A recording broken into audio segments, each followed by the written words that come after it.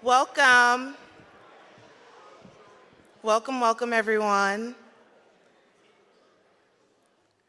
So we're going to begin.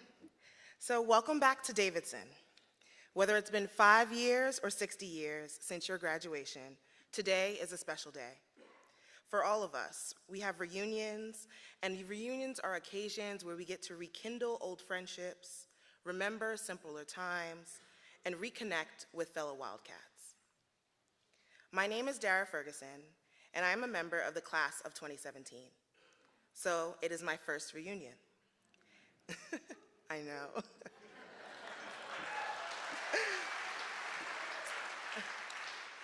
Currently, I'm a third-year law student at Harvard Law, and I am a decade representative on Davidson's Alumni Association Board. As you enter or Alumna Award and the Alumni Service Award, would any of the award winners that are listed on the screen who are present this morning stand up so we can congratulate you for this special recognition?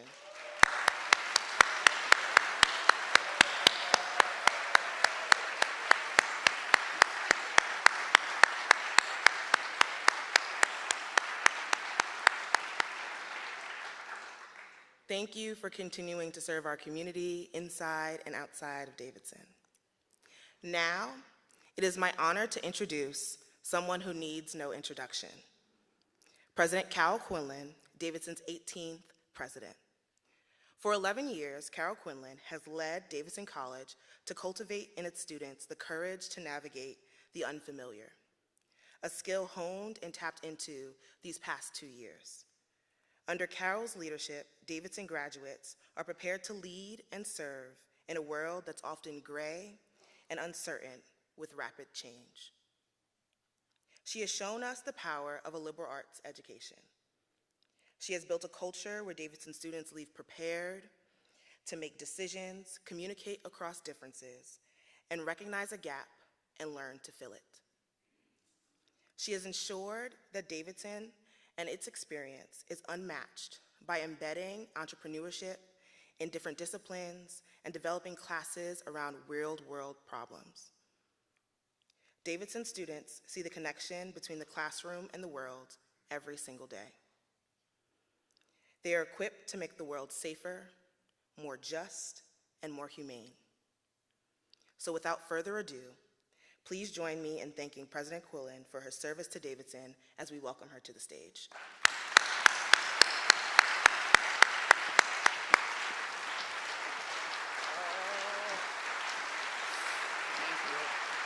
I'm gonna take this.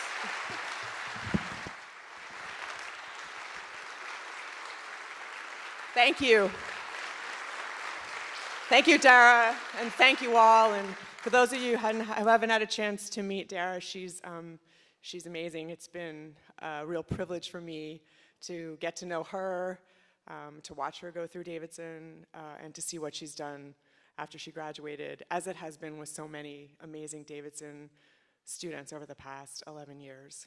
And I'm so excited to be able to welcome you all back. I'm incredibly grateful beyond words that we're able to be in person for this reunion. I know it's been a difficult couple of years for everyone, and it's really a gift to me to be able to have this last reunion together with you all and to be able to see you outside on this beautiful campus. And I thought a lot about, what could I say? Mainly this is a time for me to learn from you, so I very much look forward to your comments and questions, and we'll get to those fairly quickly. But I thought, what would be, how can I, say something useful at this moment? And I thought, well, maybe I could reflect a little bit on the things that seem to me to be most abiding about Davidson across the generations. And these are, in some sense, the things that brought me to this place that led me to fall in love with first the search committee and then this amazing community over the past 11 years. So if you'll bear with me for just a minute, I'll talk about just a few things that make Davidson truly distinctive and that I think have characterized this special institution really for generations and generations. And I would say the first thing about Davidson that is so distinctive are the relationships that people form here. And you all are a testament to that by your presence here and by the fact that so many of you have stayed in touch with some of your friends from college for decades and decades. I know many halls where everyone in the hall, freshman year hall, was also in the wedding. And also, they are the godchildren of the children. These folks vacation together every year. So these relationships that are formed at Davidson, both among students and between students, faculty, and students, faculty, and staff, these relationships really abide. They last. And that says to me that Davidson is a place where we as humans really learn how to nurture and cherish these relationships. They're not things that just happen. We make neighbors, we create neighbors, we're not given neighbors. We build friendships, we're not given friendships. And the fact that Davidson is a place where people learn and develop that capacity to build those relationships seems to me both important, necessary, a key to a meaningful and satisfying life, and also fairly rare. So that's the first thing, the kind of relationships that are formed here. And then the second thing about Davidson is that students come to Davidson for all different kinds of reasons. Some students come to Davidson to play a Division I sport. They want to play football and be pre-med. And there are not very many places in the country where you can do that at the Division I level, and there's virtually no other liberal arts college that offers the range of Division I sports that Davidson does. So these amazing scholar athletes choose Davidson because they want a great education and they want to play intercollegiate sports at the highest level. Some students choose us for that reason. Some students choose us because they want to go to school in this part of the country. Either they're from here, or they don't want the snow, or they grew up with snow and they're tired of snow, or they want to experience a part of the country that they've never been in, or they've just driven through the Carolinas and they see how beautiful it is here, and they want to spend part of their lives here in this part of the country. And Davidson's one of the few liberal arts colleges in this part of the country. Some students, I think, come here because they recognize in Davidson a place that's very focused on the idea of leadership and service. And I don't want to downplay this. A lot of people talk about leadership and service, a lot of institutions talk about leadership and service in their mission statement or their description of what students learn while they're there. But at Davidson, the vision of leadership is different. It's not about being in charge. It's not about telling other people what to do. It's not about getting people to follow you. It's really largely about being a part of a community and trying to create a context where that community can become who it's called to be. So that often means leading change, which is hard, but more often than talking, it means listening. It means recognizing great ideas when other people have them. And it means building a context where people can overcome their fear of loss because they can hope for what could be, less afraid of what you might lose, and more hopeful about the place you could become. And that kind of leadership is really rare and necessary in the world today. And I think Davidson, the culture that's created here, helps to develop that in young people, but also in everyone who gets to be a part of this community. So the relationships that are able to be formed in this special place, the fact that students come here for all different kinds of reasons, from all different kinds of backgrounds, and people who think very differently about the world at Davidson are able to become close friends, and not just while they're here, but close friends for life. The fact that there's a particular kind of leadership that characterizes the Davidson education that is not common out there in the world, and that is really, really important. No matter what field you go into, no matter what your career is, no matter where you live, this vision of leadership, this civic-minded, community-minded, courageous kind of leadership is really crucial in the world today, and Davidson is really, really good at that. And then I would also say that Davidson, largely because of the honor code and the Christian theological tradition out of which Davidson arose, Davidson has a particular culture. It's a culture of trust where because students have very high expectations of their own integrity and of each other's integrity, we're able to build a community where people can be intellectually courageous, right? The trust that we all have in one another, the things we can take for granted about how we're going to engage with one another, these things enable us to be intellectually courageous and to ask hard questions that in other environments people might be afraid to ask. So that community of trust that has its origins in the honor code and in certain aspects of the Christian theological tradition out of which we arose, those are also distinctive features of Davidson. So the kinds of relationships that this place fosters and that get built here among students, between students, faculty and staff, that's rare. The fact that people come to Davidson for different reasons, from all different parts of the country and from different backgrounds, and bring those different perspectives to class and to our community so that we can all learn from one another. The kind of leadership that Davidson cultivates in students and honestly in all of us while we're here. And then this very specific culture that emerges out of the honor code and the Christian theological tradition out of which we arose. These things make Davidson truly different from other environments and truly a special and unique place. And if I had to find like a way to summarize or kind of encapsulate those things about Davidson, I would use the phrase that's in our statement of purpose, which is humane instincts. That is not a phrase that you see associated with a lot of colleges and universities. You see leadership, you see community, you see service, you see academic rigor, you even see honor code in some of these places. But the idea of humane instincts is pretty distinctive, and I think it really does summarize the many things that make Davidson different. What does it mean to cultivate in ourselves and in our students and in our community humane instincts? How do we do that? And how does that cultivation set us apart as a community from other places? And so I offer those attributes of this place to you at this time, in part because I really want you to feel how distinctive Davidson is. I came here not having attended Davidson, not being from this part of the country, really kind of as a true outsider in so many ways.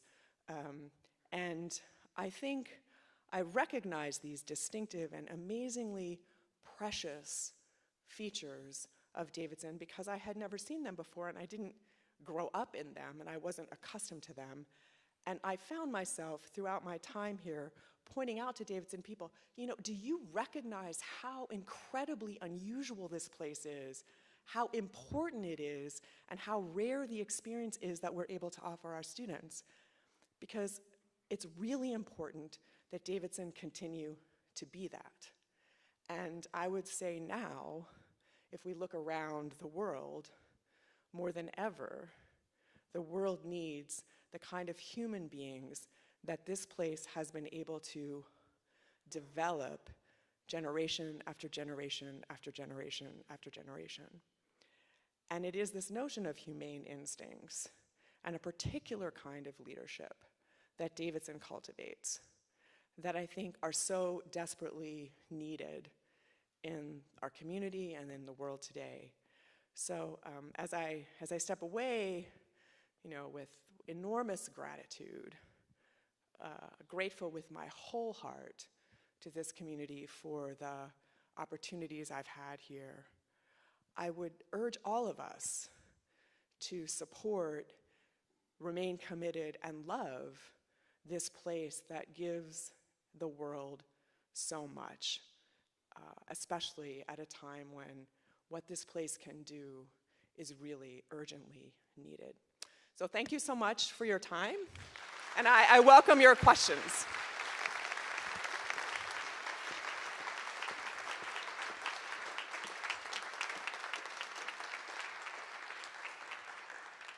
I feel too far away up there and also like I could possibly fall, and that would be embarrassing.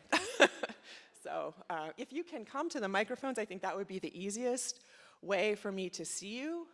And you know, I'm a teacher, so I'm just going to stand up here until you all have questions, which are always much more interesting than the things I have to say. All right, I'll tell you what I'm gonna do. I'm gonna get this. Okay, thanks. Here we have some. My voice can carry without a microphone. Okay. When you hand the baton to your successor in August or shortly before, what unresolved issue will be uppermost in your mind to pass along to your successor? So I think that's a really important question. I think part of the way to think about that question is what's the lens through which we're looking. So there's a national higher education lens, right? What are the challenges and opportunities that are facing higher education right now, and that I think will be important to think about over the next few years. First of all, let me just say, for those of you who haven't met Doug Hicks, who is the incoming president of Davidson, he's a Davidson graduate, he's fantastic. He is an extraordinary scholar of religion economics. He has a range of administrative and professorial experience at places both like and unlike Davidson. He's very excited to be here, and he's going to be an incredible president of this institution. So I urge all of you to get to know him and to welcome him back to his alma mater when he gets here in August. He's fantastic. In terms of sort of the higher ed general issues, I think there's maybe three things that I would point to in general. One is the issue of affordability. And I would say that affordability is less about tuition sticker price than it is about ensuring that all Americans, all people in this country have opportunities to get affordably the education that they need at that moment. So this means as a sector, higher education will think much more about non-traditional students, about veterans returning to civilian life, and about people whose jobs have become obsolete and need a different kind of training. Now, Davidson's niche is obviously not that, right? Davidson will always be focused on a residential education for 18 to 22-year-olds, and we have to make sure that we remain affordable for all talented students, irrespective of their financial background.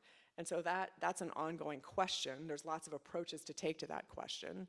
We're fortunate to have a generous alumni community that has supported scholarships here at Davidson. We've, thanks to you all have raised a ton of money to help with that project. But I think an eye on affordability and also recruitment and making sure that students who maybe won't have the opportunity to hear about Davidson have heard about Davidson.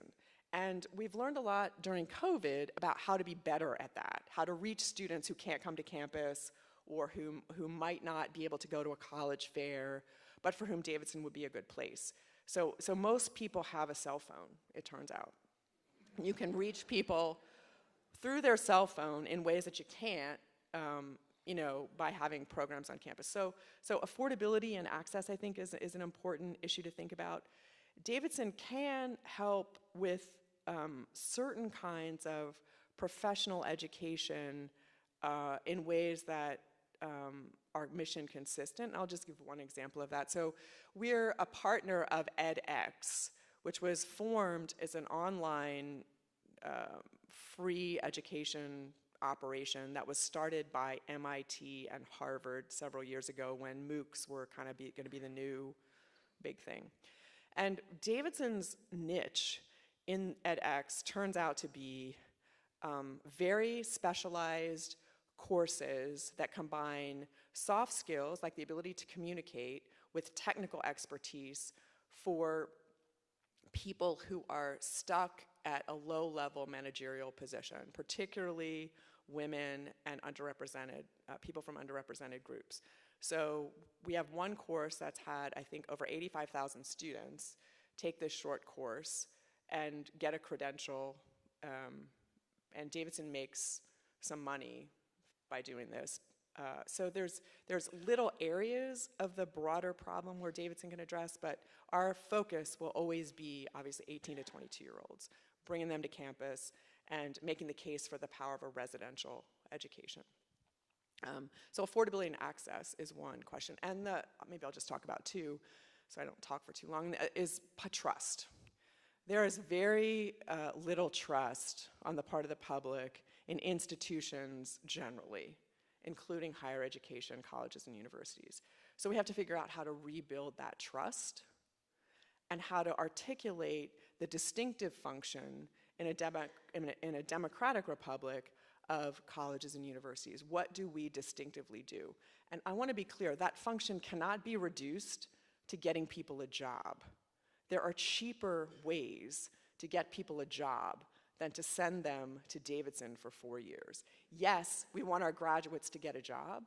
Yes, and they do get jobs.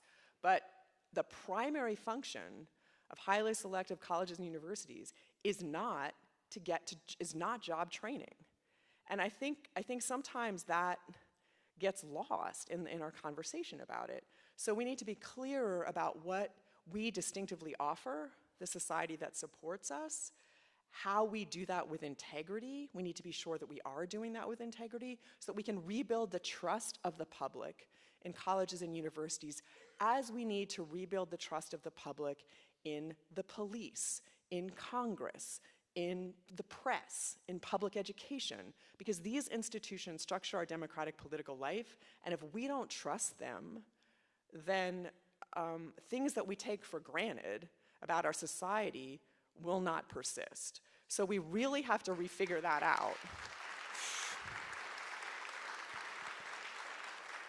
So those are two big things. You know, more local, Davidson's in a good spot. You know, the endowment has grown thanks to really great management by Ray Jacobson and his team. Our education remains in high demand. We need to continue to work on getting the word out about Davidson to people who haven't heard of it. We are benefiting enormously from, especially if you saw the game last night, from a guy in California who's an amazing ambassador for this place in every possible way, and is now an alum. So,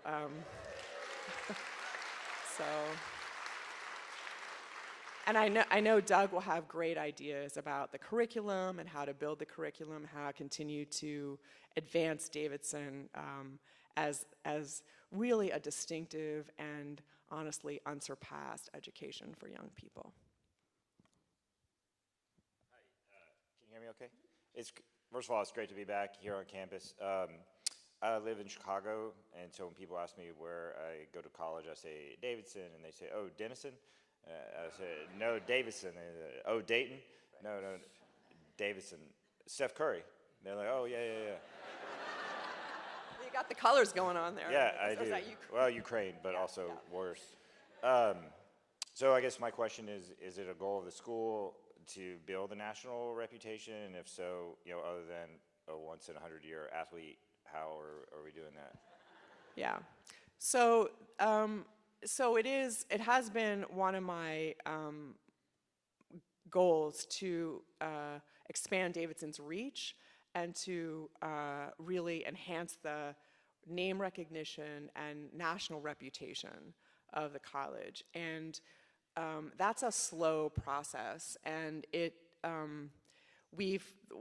the things that we've tried to do to raise the profile of the institution, we've invested a lot in communication. So in telling the Davidson story more effectively in different national news outlets to different audiences.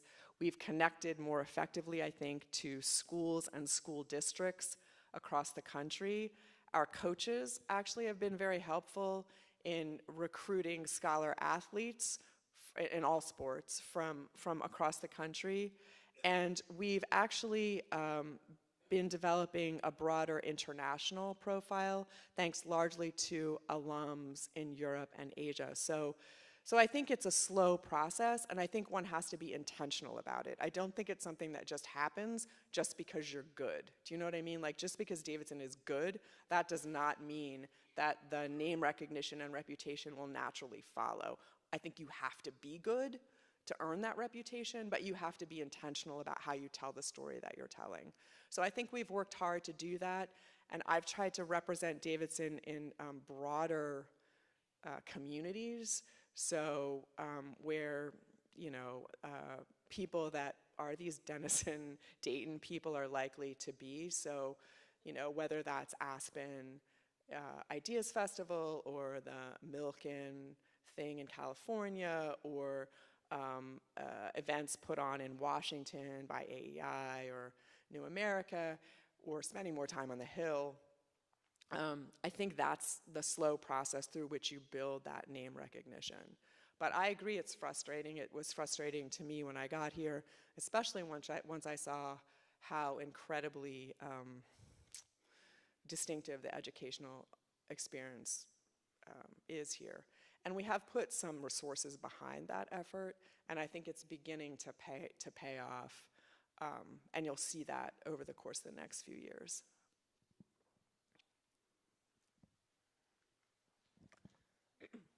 Sorry, I can't see, so just start asking. Hello. Hi, I'm Michelle Lynn Warner, class of 2002. Yay, 2002 folks here. I was really excited to see entrepreneurship at Davidson. As an entrepreneur now, my husband and I, also class of 2002, right here, Michael Warner. We own a wine retail company in Washington, D.C., and a lot of our entrepreneurship journey has been learned outside of Davidson. But of course, having been at such a great school where you learn critical thinking skills and how leadership and how to actually speak to the public and make sales has helped us in that journey. One of the things that I'm curious about is, as new ways, new careers come to play, you know, digital media, entrepreneurship, venture capital, things like that, that doesn't really lend itself in a traditional liberal arts school where you're, you know, having your classic courses in English and things like that. So how is Davidson preparing for what's to come? And I know you're outgoing, so I'm just curious what the conversations have been over the years, and especially with the transition with the new president. So I think that's a great question, and so one of the things that we've tried to do over the past decade is really think in terms of reimagining the liberal arts. So liberal arts education is, to me, a philosophy of education, as you suggest, less than it is a set of disciplines, right? It's not English, history, philosophy, math, it is those things. But really the heart of liberal arts education is a philosophy, and that philosophy says we are going to focus on developing deep talents and capacities that are transferable from one field to the next. So the ability to think about a complicated problem from multiple perspectives, the ability to deploy multiple analytical frameworks on a particular problem, the ability to reframe a question that's given to you in a different way so that you can see a path forward, the ability to communicate with people who are different from you, a facility in crossing cultural, linguistic, and religious boundaries. So there's a kind of, you know, a set of creativity, imagination, empathy, that we're developing these transferable capacities, and probably most importantly, the ability to learn, right? That we want our students to have, that will serve them well in a rapidly changing world. So it's precisely because the world is changing so much and our kids will hold jobs that didn't exist when they started college, that we need to focus on this liberal arts philosophy of education. And that means, because we're focused on that, with an eye towards the changing world our students will enter, that we need to be attuned to the technical skills they need right away. So the curriculum has changed a lot, not through me, but because of our faculty over the time that I've been here, and that we've added computer science, we've added data science, we've added a very robust digital studies program that crosses many disciplines. Environmental science is another field of study. Africana studies is another field of study that we've added to the curriculum that expands the range of opportunities our students have to learn the skills that they'll need right away.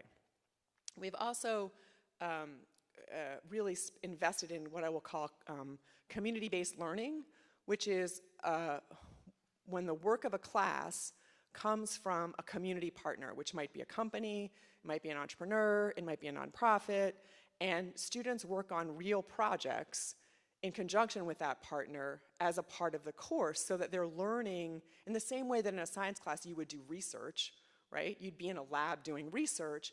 You're solving a problem that is important to a community partner as a part of your work in a class. And this speaks to a broader shift, I think, in how our professors and professors across the country are thinking about pedagogy and how we teach.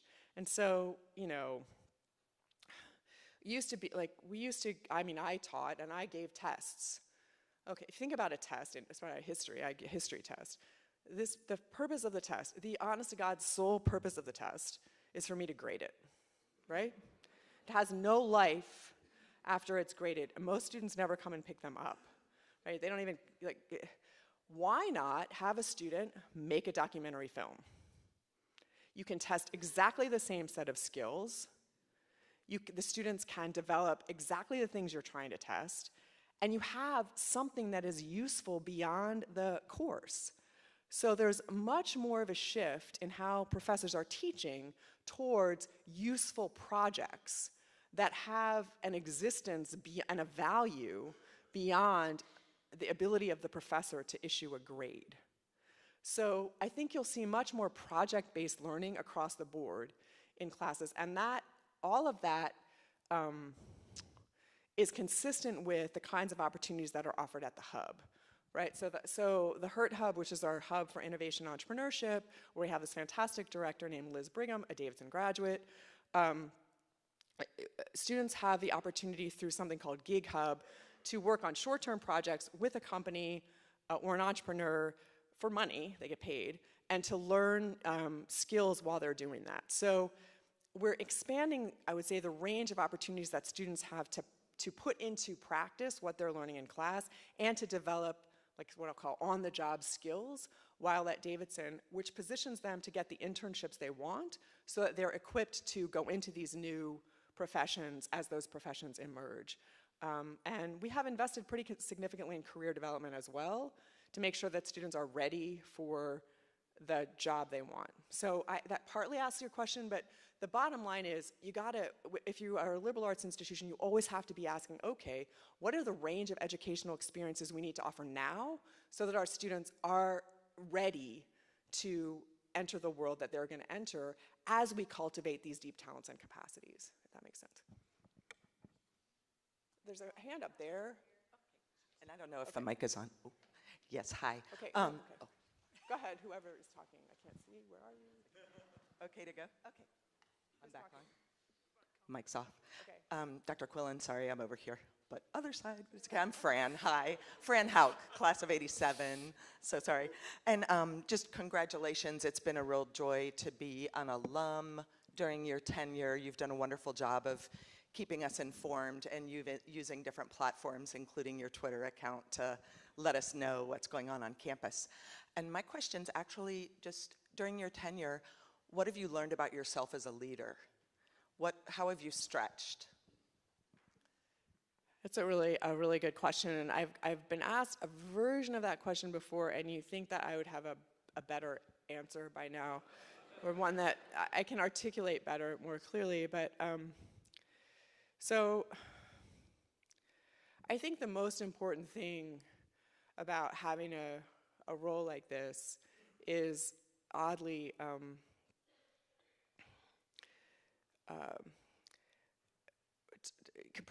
telling yourself, having the courage to recognize that you can't make decisions based on being afraid of losing your job. So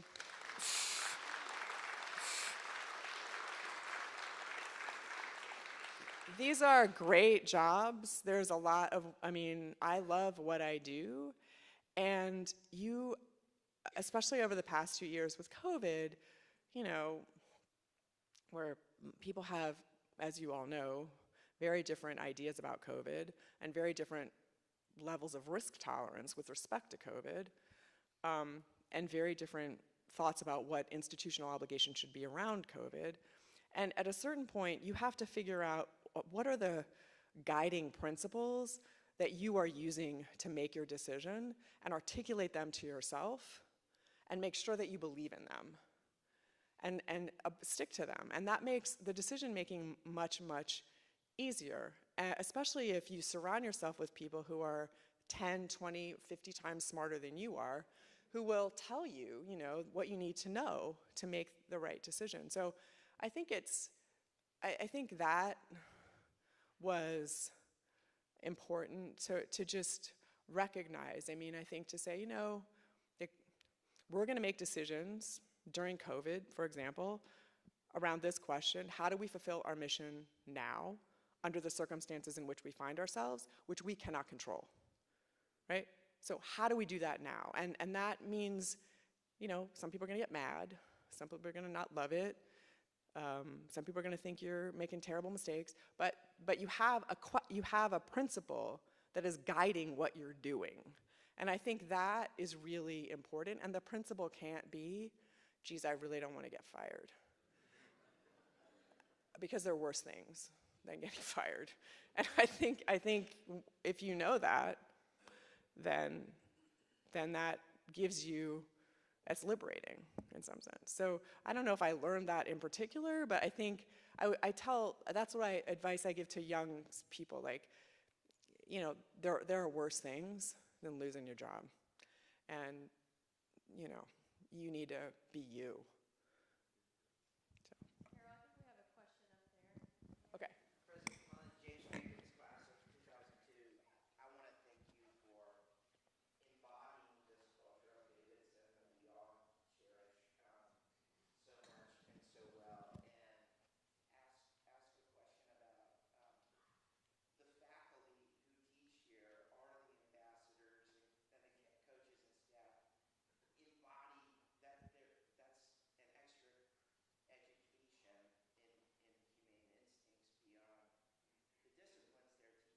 And I wanted to ask, what are the principles or changes that you've seen have to make to attract, retain, cultivate the best in the faculty when so many things are uncertain and changing and evolving, and the ability to keep those student to adult relationships thriving so much, which is what all of us want to go out and be as ambassadors to help in whatever communities we are. So what have you learned more specifically about working with faculty and attracting faculty in this time? Yeah, it's a great question. So I think Davidson is a distinctive kind of place, right? And so the way that I think about, I get to talk to all of the candidates for assistant professor jobs at Davidson, so which is really a great privilege to be able to talk to these young scholars and learn about their work. And I think at Davidson, one of the most important qualities of a professor here is the ability to communicate and share why you do what you do very early on to students. So in an introductory class, whatever the subject is, we want professors who are able to communicate to our students the fact that vast amounts about this subject are still unknown, that the professor is driven by curiosity and excitement and a desire to learn more, and that these unanswered questions are compelling and interesting, because that's how students become learners themselves, people able themselves to produce knowledge. And so if we have somebody who I mean, we don't have professors like this because they wouldn't choose Davidson, and we probably wouldn't choose them, but who think, okay, I'm gonna teach an intro, I don't know, psychology class. I pick a discipline about which I know very little, so don't take anything I say as having anything to do with psychology. I'm gonna teach an intro psychology class. I'm gonna get an intro textbook, and we're gonna move through the chapters, and I'm gonna tell them stuff that they need to know so they can really understand psychology. That is not going to help our students develop the kind of intellectual curiosity that they bring to us. It's mind-numbing, actually, to learn that way. So we have professors, and I'll just use Julio Ramirez as an example here, who works on Alzheimer's, who will walk into a class and say to students, it doesn't matter if it's an intro psychology class, and say, I really am motivated to find new treatments and a cure for Alzheimer's. And I am really interested, therefore, in how the brain works. And everything that we're gonna learn is gonna help us ask better questions about how the brain works. So there's a kind of a willingness to engage students, even first-year students, and to be able to feed their curiosity about things and recognize and promote their curiosity about whatever they're interested in. So that's one thing. And we want professors here at Davidson who like young people and who want to hang out with them, outside of the immediate 3 hours a week that they're in class, right? So we want them to want to spend time with them and to be able to support them as whole human beings. And what's great about that is that there are a lot of professors out there who want to be in that kind of environment and who choose Davidson. Davidson also offers professors, because part of your question was about retention, in addition to these amazing students, Davidson offers professors the opportunity to develop themselves intellectually, right? So you can come here, in one field, English literature, and as you're here over the course of your career, you can develop a deep interest through literature in environmental studies, and you can end up teaching classes in environmental studies or environmental law even. And so Davidson allows professors that kind of flexibility, and that actually enriches the curriculum for our students, because the students then get the benefit of these collaborations across disciplines, and really interesting courses emerge from that in areas that are of interest to our students. So it's a combination of feeding the intellectual lives of professors, supporting their research, and attracting people who are interested in developing young people as producers of knowledge themselves, that I think allows Davidson to attract and retain the best professors. And trying to be a place that supports people's lives outside of work, which is becoming increasingly important. So trying to be family friendly, trying to make sure that people are able to balance their work lives with their lives outside of work, not having the expectation that people are 24/7 employees of your institution. I mean, these are things that I think are becoming increasingly important and that we haven't always been so great at. President Quillen, we have time for one last question. Okay, I'm not picking.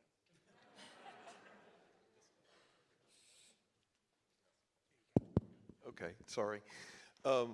Walt Joyce, I'm class of 77. Something that has kind of spread across several of the things that you've been saying the last 10 minutes, I wanted to kind of reiterate, because every chance I get, I like to talk to educators about this. I graduated from Davidson with a degree in political science, not because I wanted to do anything with it, just because I needed a degree to go into the military. So I just studied what I liked, which was a blessing for me, because I didn't have to worry about studying stuff I didn't know or didn't want to know. But by the same token, I ended up building a career in information technology, which had nothing to do with anything I studied. I didn't even take statistics and Fortran, which was the only course you could take when I was here. So, everybody always asks me, well, how did you end up in IT after a degree in political science? And I'm all the time going to schools that teach technical stuff, and I hear you talking about, you're adding more technical stuff, which is great. And they always ask me, well, what should we be teaching our technical students? What languages should they be learning and all this kind of stuff. And what I always say to them is, teach them how to communicate. Teach them how to write. Teach them how to put a subject and a verb together. I'm serious. I spent 35 years in IT, and nobody that worked for me, I had to teach everybody that came through my staff how to write a memo that people could read, or write documentation that somebody who's not a techie can read. I used to tell them, write it so your grandmother understands it. You know, in places like Davidson, and you kept talking about the broad range of the education, you know, it's so important, and it is so not happening in the mass majority of education right now. People go off and learn all the technical skills. They come into the marketplace, or they come into their career as a technical person, and they can't communicate. They can't even think beyond, you know, the numbers or the code. Creativity. One of the best IT people I ever hired was a music major. And I tell that to people all the time when they're looking for good IT people. I said, look for a music major. They're fantastic. Not only are they good analytically, but they're good creatively. And God knows you need a creative coder. And you know, you hear this all over the place. We need coders, we need technical people. No, we need people who can communicate. I can teach people to do code. I can't teach people to communicate, not in a short period of time. And so liberal arts education, my God, I'm so glad I took 2 years of humanities, as hard as it was. Because, I still use that stuff today, you know, after 35, you know, military career and IT. None of which I learned at Davidson. Well, the military a little bit at Davidson, but not much. It was a low-key ROTC department. But please, and I'm going to say this to our new president if I ever get the chance, because, you know, I've got a 35-year career where I fought this battle over and over and over again. Kids coming out of college with degrees, 4-year degrees, some of them with master's degrees in computer science, they can't write a sentence. Yeah. So I think that's, you know, in some sense, communication is one of these key deep talents and capacities and transferable skills that Davidson has always been known for, particularly with the writing program at Davidson, which all students complete, right? And so that emphasis on writing and now also speaking and presentations, you know, being able to communicate through different media, I think has become an important part of how we imagine this very, very important skill of communicating, especially with people from different backgrounds or to a diverse audience. So I think our students are recognized as effective at that.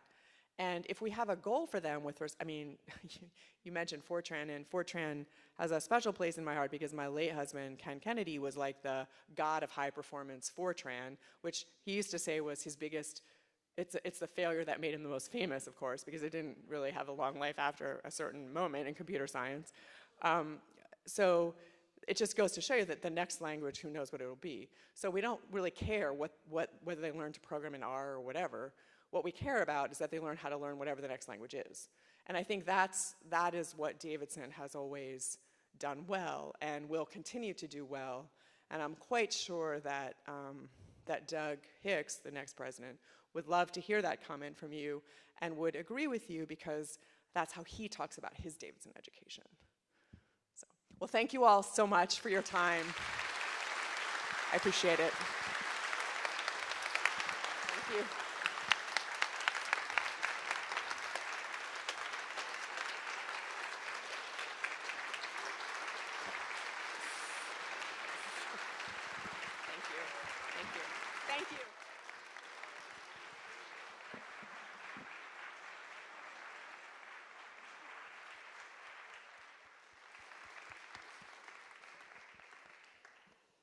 She's amazing.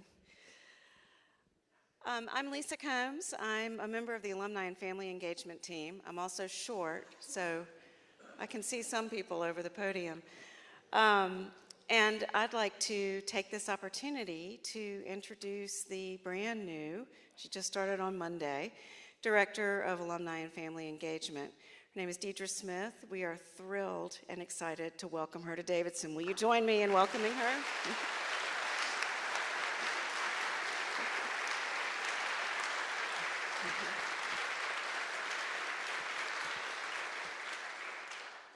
Deidre looks forward to meeting you and making connections, learning more about Davidson as well. So it's lunchtime, and the members of the avant-garde will be going back to the Lilly Gallery where we were this morning for lunch. The rest of you, we have a beautiful lunch on Chambers Lawn, and we're so happy to have you back and hope you enjoy the rest of this beautiful day. Thank you for coming.